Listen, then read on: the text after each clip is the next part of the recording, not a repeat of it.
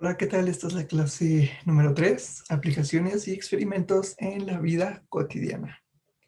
Comentamos la sesión pasada que nos íbamos a enfocar solamente en dos aspectos. Uno, cuáles son las aplicaciones al aprendizaje y dos, cuáles son las aplicaciones en la toma de decisiones. En aprendizaje, con todo esto que revisamos podemos decir que recordamos más fácilmente lo que tiene un componente emocional. ¿A qué se refiere? Piénselo así. Si ustedes recuerdan algo, si tienen una experiencia agradable, por ejemplo, su primer beso, y si lo recuerdan todavía, es porque algo pasó ahí que fue llamativo, emocionante, intenso, bonito, etcétera. Si su primer beso no lo recuerdan, seguramente fue porque fue muy X, muy simple, o a lo mejor ni siquiera fue con una persona este, relevante. Si lo recordamos, es porque hubo un componente emocional y eso hizo que aprendiéramos mejor. En un experimento, ¿cómo esto tiene sentido? Bueno, en el libro de Sigman, La vida secreta de la mente, nos relata un experimento. Agarraron voluntarios, lo hicieron grupo A, voluntarios grupo B, voluntarios grupo C. A todos les contaron una historia, pero a los del grupo A se la contaron con un componente emocional, la hicieron llamativa, interesante, que captara su atención.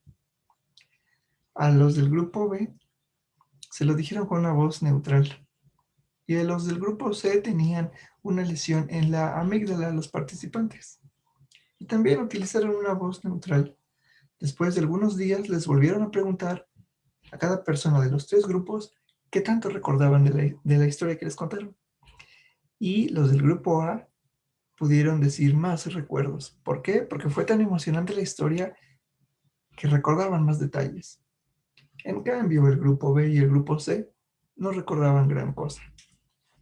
Por eso concluimos, si queremos que algo se aprenda, si queremos que algo recordemos mejor, vamos a ponerle un componente emocional, hay que hacerlo llamativo. Ahora, vamos a pasar con la segunda diapositiva. Esto se parece mucho a lo que se llama ley Yerkes-Dodson, o también le pueden encontrar como curva de aprendizaje o curva de desempeño. Es la misma. Nos dice que niveles adecuados de estrés ayudan en la atención y en los recuerdos. Ustedes han escuchado a alguien que dice, es que yo trabajo mejor cuando estoy bajo estrés. Tiene sentido. Ahora, si ese estrés fuera demasiado o pasara de cierto umbral, la persona se bloquearía y se iría su desempeño para abajo. Y también, si no hay nada de estrés, si es una situación muy neutra, muy simple, pues no vamos a tener un desempeño adecuado, pues porque vamos a estar aburridos. Cada persona tiene su propio nivel óptimo, en donde si se le agrega cierto porcentaje de estrés, el desempeño aumenta. También algo muy parecido es lo que se ha llamado el umbral OK. Nos dice que hay un punto en el aprendizaje donde ya no avanzamos por comodidad. O sea, aprendemos algo, lo desarrollamos y llegamos hasta cierto nivel y hasta ahí nos quedamos. Pero si existiera un entrenamiento adecuado, si se desarrollaran nuevamente otras habilidades, ese punto aumentaría. Lo que nos dice esto es que al hacer una actividad, a ejecutar un instrumento, practicar un deporte, el límite de que tenemos no es un límite genético, sino físico o mecánico. Y en el mismo libro de Mariano Sigman, La vida secreta de la mente, nos pone este ejemplo. En el kinder tenemos un bajo nivel de lectura, pero aprendemos y cuando estamos en primaria, ese nivel aumenta un poquito. Digamos que es un nivel medio de lectura, pero en la secundaria ya se consolidó ese aprendizaje. Ya leemos bien, ya no leemos lento, obtenemos un buen nivel. En la preparatoria, pues seguimos teniendo ese mismo nivel. No hay cambios, así como nos funciona, así lo seguimos haciendo. Puede que en la universidad también tengamos ese mismo nivel, ya nos quedamos aquí, ya no avanzamos. Y pensemos, bueno, es que este es mi límite natural. Lo que nos dice el umbral OK es que si desarrolláramos nuevamente, así como desde el principio, nuevas estrategias de lectura, nuevas habilidades lectoras, ese nivel muy seguramente va a aumentar. Entonces, cuando ustedes hagan sus actividades en la vida diaria, pues pregúntense, ¿este es mi verdadero nivel, el tope? Así donde mi cuerpo físico ya no me permite desarrollarme más. O si vuelvo a aprender nuevas cosas con un mejor maestro, con nuevas tácticas, mi desempeño en cualquier actividad muy probablemente volvería a subir. Nuevamente, con esto del aprendizaje, podemos decir que recordamos lo peligroso para evitar daños. Recordamos lo peligroso para recordar estímulos, detalles que pueden causarnos una amenaza o algún peligro. ¿Esto qué quiere decir? Vamos a traducirlo de esta manera. Conforme fuimos viendo en las diapositivas, vemos que las emociones tienen un componente evolutivo, natural, nos ayuda a la supervivencia. Hay recuerdos que entiende muy bien esta parte interna del cuerpo, pero racionalmente no. Entonces hay cosas que no se pueden desaprender. Y piénsenlo, ¿acaso se puede desaprender el proceso de lectura? ¿Puedes desaprender a andar en bicicleta? ¿Puedes desaprender cómo besar? Pues no, no se puede. Ya hay ideas que ahí se quedaron para siempre y no se van a quitar. Esto tiene una contraparte muy interesante porque esto nos diría que tal vez en los pacientes la cura al 100% no existe. Eso es algo que nos los puede estar insinuando, si ustedes han leído Terapia Cognitiva para los Trastornos de Personalidad, el libro de Arthur Friedman, si ustedes saben sobre terapia de esquemas de Jeffrey Young, estos autores nos dicen que tal vez las creencias centrales negativas nunca van a desaparecer. Es muy probable que los esquemas maladaptativos nunca se desaparezcan. O sea, entonces no podemos curar al 100 a nuestro paciente. ¿Qué hacemos entonces? Si no podemos quitar la idea al 100%, si no podemos arrancar de raíz las ideas disfuncionales, quiere decir que el malestar en algún punto de la vida otra vez va a volver a surgir. ¿Y está todo perdido entonces? No. ¿Por qué? Porque tenemos que crear nuevas ideas desde cero, ampliar su repertorio conductual, flexibilizar la manera en que ve las situaciones de nuestro paciente desde cero. O como dirían, hay que fortalecer ideas de contrapeso. Yo les explico a mis pacientes, imagínate que tú vienes ya con un chip, entendiendo que es toda la educación, su cultura, su aprendizaje. Tú ya vienes con un chip y la edad que tienes es la edad en que se ha estado fortaleciendo ese chip. Quizá no lo vayamos a quitar, o sea, no se puede desaparecer, no lo vamos a arrancar. Lo que sí podemos hacer es que se active con menos frecuencia y con menos intensidad. Para eso, reducimos esta funcionalidad del chip antiguo, pero también creamos nuevas ideas, otro chip más moderno. Y así no quitamos las ideas antiguas, pero estamos fortaleciendo ideas nuevas. Seguimos ahora con toma de decisiones. Hay un artículo del 2008 que tiene que ver con compras. ¿Cómo influyen las emociones en el proceso del consumidor? Que compra algo, quiere algo, no lo quiere. Bueno, ¿qué pasa? En ese estudio nos dicen, se analizó a personas que iban a comprar y se dieron cuenta que si la persona, antes de dar su decisión, hay un aumento en la actividad en el núcleo accumbens, quiere decir que es muy probable que te compre el producto, que tome el riesgo, que decida. Pero si esta persona está ahí viendo lo que le están ofreciendo para que consuma, pero se detecta un aumento en la ínsula, Esto quiere decir que seguramente no te va a comprar tu producto. No se va a arriesgar, la decisión no la va a tomar. Y eso así se ha demostrado. Siguiendo este proceso de compras que está muy de moda, retomemos el documental de Hedgehog del 2003, en donde nos dice, los estados corporales pueden afectar nuestro proceso de decisiones. ¿Cómo hicieron esto? En este experimento agarraron a dos hermanas gemelas y las pusieron de compras, pero antes las separaron. A la primera hermana, desde que despertó, fue bombardeada con muchos estímulos. Desde que despertó la pusieron a escuchar canciones con recuerdos alegres.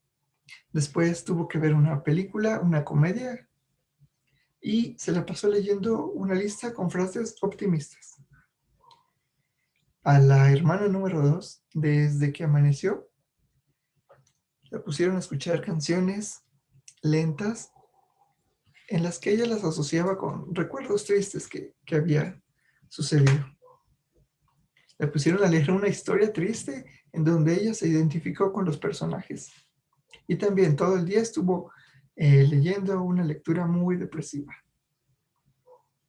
Y después ya en la tarde las mandan a un centro comercial a hacer sus compras. ¿Qué pasó ahí? A la que bombardearon con estímulos más agradables, ella estuvo alegre por las compras, entró a más tiendas, visitó más lugares y fue más decisiva a la hora de compras. En cambio, su otra hermana entró a pocas tiendas, no le apetecía comprar mucho y pues bueno, compraba sin confianza, así como de que, ay, sí, lo compré, pero no me gustó tanto. Aquí se pudo demostrar cómo a alguien sí se puede influir en su toma de decisiones mediante la estimulación de ciertos estados de ánimo. Entonces, podemos concluir aquí que el cerebro percibe por medio de los sentidos información emocional y luego lo expresa corporalmente. O sea, el cerebro identifica variables corporales para decidir si siente o no una emoción. ¿En qué otros aspectos tiene aplicación esto? Bueno, ya sabemos que en los casinos es muy común que sean muy, muy llamativos y que las máquinas te hagan dar la ilusión de que puedes ganar en la maquinita. Ya sabemos que no vas a ganar, pero está diseñada para que tú veas o imagines, crees que vas a ganar, que sí hay posibilidades. Entonces estás mete y mete monedas. Otra forma de modificar el estado de ánimo, pues puede ser estas personas que quieren estudiar y se pueden escuchar música y dicen que así ya se concentran. O personas que están entrenando y quieren rendir más y escuchan música. En los centros nocturnos, bueno, eso ya lo sabemos, no es sorpresa para nadie que el atractivo sexual es importante. En las plazas comerciales hay un montón de estímulos para generar confianza y atracción hacia las tiendas. Desde la iluminación, ¿no? Que te dan una muestra gratis del perfume. Ahora sí, ahí entra toda la creatividad para que te atraigan. Y en un call center, por ejemplo, en la mayoría los supervisores siempre dicen que si uno ya está aburrido y cansado, ya está todo así de, ya no quiero llamar. Ellos dicen, siéntate bien, cambia tu postura y aunque sea en llamada, fingido, aunque sea, pero dibuja una sonrisa. Y si tienes una buena postura y estás simulando una sonrisa, tu voz va a cambiar. Ahora, no quiero decir que estas cosas sean lo único que hay que hacer para modificar el estado de ánimo. No.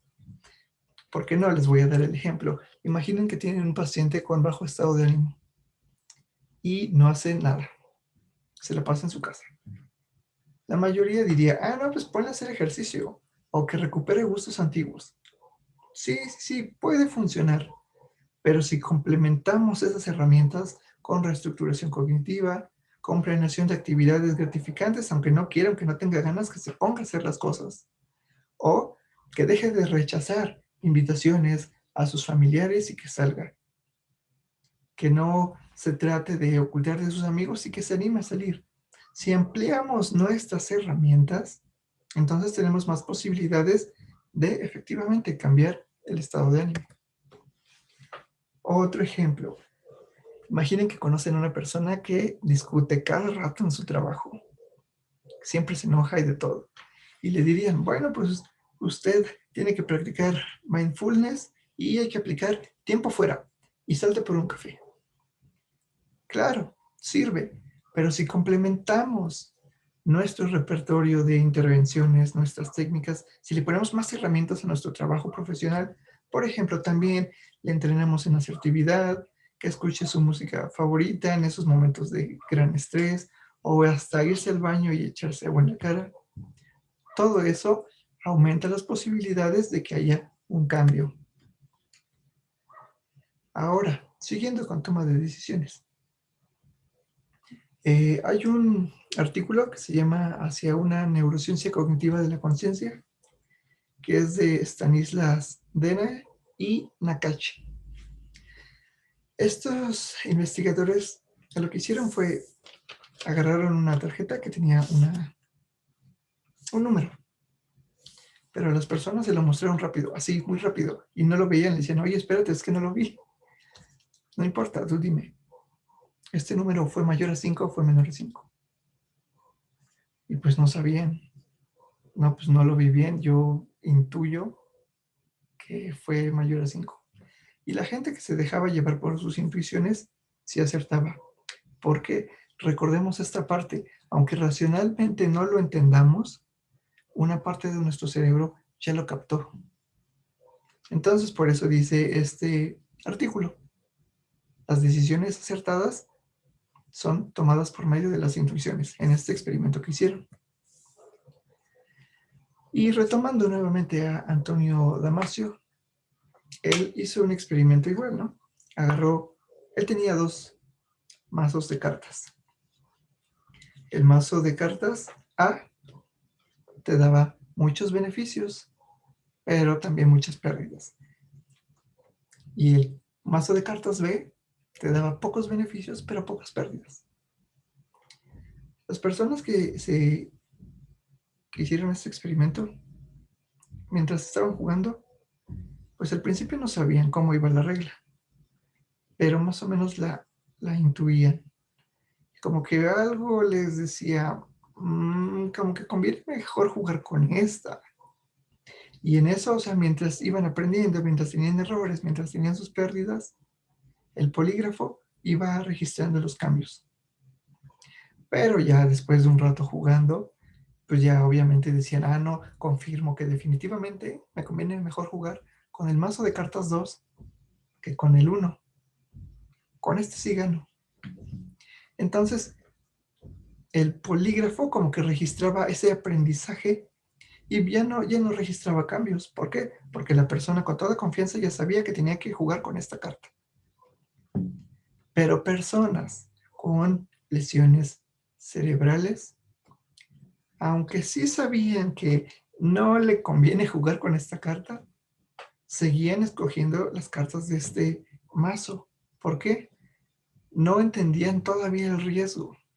Por eso dice, personas con lesiones cerebrales frontales racionalmente saben que el mazo 1 conlleva más riesgos, pero persisten en el riesgo. Entonces el polígrafo pues cada vez se estaba asombrando de las pérdidas que tenía porque no podía dejar de decidir por la intuición.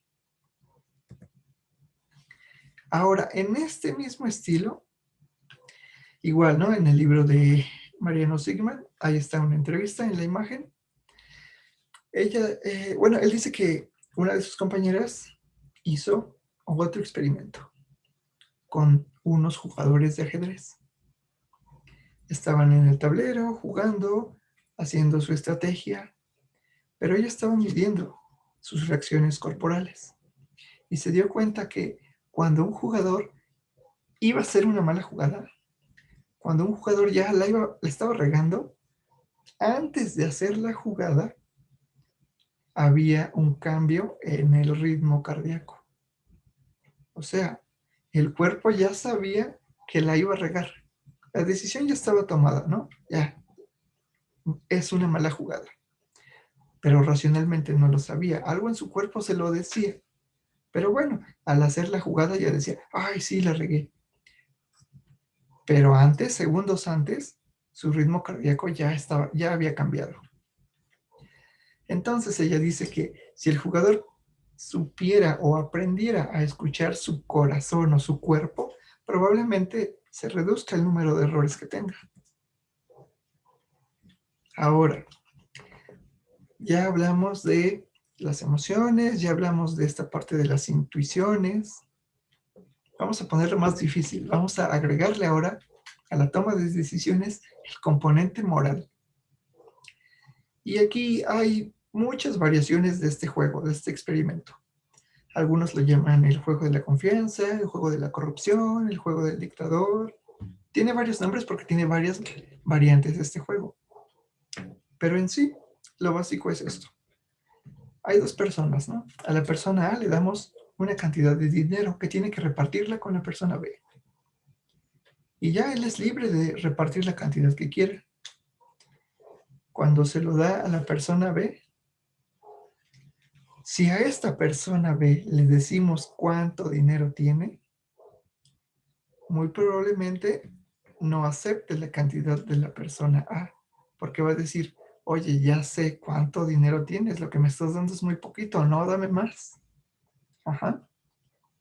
Y variaciones de este juego es que cuando la persona A y la persona B tenían algo en común, tenían una afinidad, ya sea rasgos físicos o ya sea el origen étnico, entonces sí se mostraban más generosos. Pero si la persona era muy distinta a ti, si estas personas tenían rasgos muy diferentes o pertenecían a países diferentes, no le compartían tanto dinero. Otra variación de este juego. En vez de persona A, una computadora daba el dinero. Y la persona que recibía el dinero de esa computadora, pues no lo aceptaba porque no sabía qué cantidad en realidad tenía la computadora. Entonces la computadora le ofrecía cualquier porcentaje, aunque sea uno mínimo, y la persona lo aceptaba. Y recuerden, en el primer ejemplo que di, si es una persona y si sabes cuánto dinero tiene, no aceptas la cantidad que te da, porque ya sabes lo que tiene y se te está haciendo injusto que te esté dando poquito. Ahí es cuando ponemos el componente moral. Vamos a poner otro ejemplo. Imaginen que Luis prepara el desayuno a Pedro y le pone veneno al azúcar. Y ya se lo da, ¿no? Le da ese panecito y esa taza de café con el veneno. Y ya se lo toma Pedro, pero Pedro no se enferma, no le pasa nada. ¿Cómo juzgamos a Luis? ¿Le juzgamos como malo por lo que iba a hacer o no le hacemos nada porque a Pedro no le pasó nada? Escenario número 2. Imaginen que Pedro imaginen que Juan le está preparando el desayuno a Pedro, pero desconoce que el envase de azúcar tiene veneno.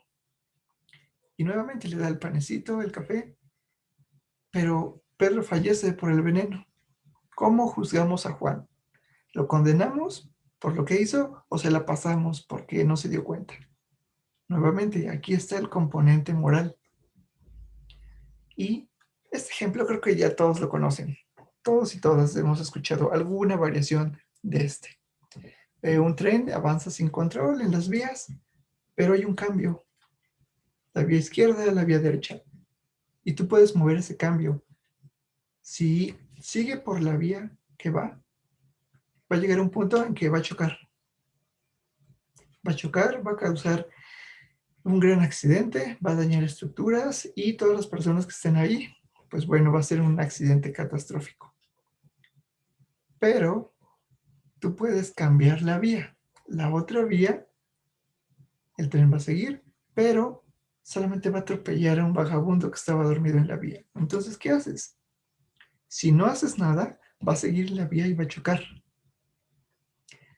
Pero si decides hacer algo para salvar todas esas vidas, solamente lo vas a guiar por la vía en donde va a atropellar a solamente una persona.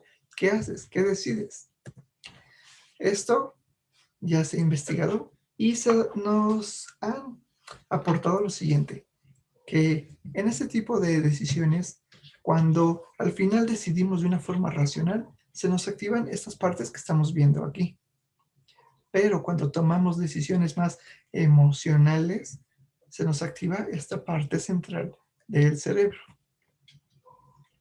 Seguimos con toma de decisiones. Sally Sharot, ella dice que tenemos una capacidad o incapacidad de cambiar nuestros esquemas. Y ella le preguntó a varias personas, ¿cuál es la probabilidad de morir a los 60 años? ¿Cuál es la posibilidad de contraer una enfermedad degenerativa? ¿O cuál es la posibilidad de sufrir X accidente? Y ya muchas personas dieron sus porcentajes. Ahora, las personas en donde la probabilidad que dijeron es mayor a la probabilidad real, modificaron sus creencias para equilibrar lo que pensaban con la información real. O sea, si alguien dijo, mi probabilidad de morir a los 60 años es, no sé, un 60%, y le dijeron, no, las estadísticas nos dicen que solamente es un 20%. Ah, ok, entonces sí, ok, de ahora en adelante ya voy a ajustar esa información y me voy a quedar con la idea de que pues, con un 20%. Pero las personas que respondían a la pregunta, ¿cuál es la probabilidad de morir a los 60 años? Y les decían, no, pues la verdad tengo muy pocas posibilidades. Pues no sé, yo creo que un 2%, ¿no? O sea, tengo un 2% de que muera a los 60 años. Y le dijeron, no, no, no, las estadísticas nos dicen que tienes un 20%. Entonces se quedaban así con una dificultad para asimilar los datos confrontativos. ¿Por qué? Porque cuando se trata de evaluar riesgos, somos más optimistas. Se ignora más fácil la evidencia real. O sea, en pocas palabras, la gente decía, ah, ok, sí, pero eso no me va a pasar a mí, ¿no? Podemos resumir de esta manera. Las intuiciones y procesos subjetivos, llámenle intuición, corazonadas, subconsciencia, como le quieran decir, pero ya se está abordando desde la parte científica. También podemos resumir que existen regiones cerebrales implicadas en la emoción que también están presentes en la cognición y viceversa. O sea, razón y emoción son diferentes, pero se complementan. No hay que estudiarlas, bueno, sí hay que estudiarlas por separado, solamente con fines didácticos, pero en la realidad no hay que separar emoción de razón. Otra conclusión, podemos decir que el estado emocional condiciona el proceso cognitivo, o sea, atención y percepción son influidas por la emoción. ¿Esto porque, como había explicado en diapositivas anteriores, la amígdala, ante un estímulo, la amígdala se activa primero, antes que la conciencia. Primero es la amígdala. Y después se activa esta parte de la corteza. ¿Eso qué quiere decir? Primero vamos a sentir la emoción y luego ya lo podemos racionalizar, ya lo podemos entender y podemos dar una respuesta diferente. Ajá. Hay personas que dicen, es que yo primero quiero como que ser consciente de las emociones. No. Lo que nos dice es que sí o sí, primero vas a sentir la emoción, porque primero va a llegar ese estímulo a la amígdala y ya después sigue el procesamiento racional. O sea, la evaluación consciente de las emociones, ahora sí, nos va a dar una posibilidad de reducir la actividad de la amígdala. Y bueno, aquí están las referencias por si las quieren revisar. Están los libros, los artículos de investigación y el documental que les digo. Recuerden que toda la información que está aquí pues está sustentada porque lo que queremos es de que sea un aprendizaje más novedoso y esto sería todo por esta vez.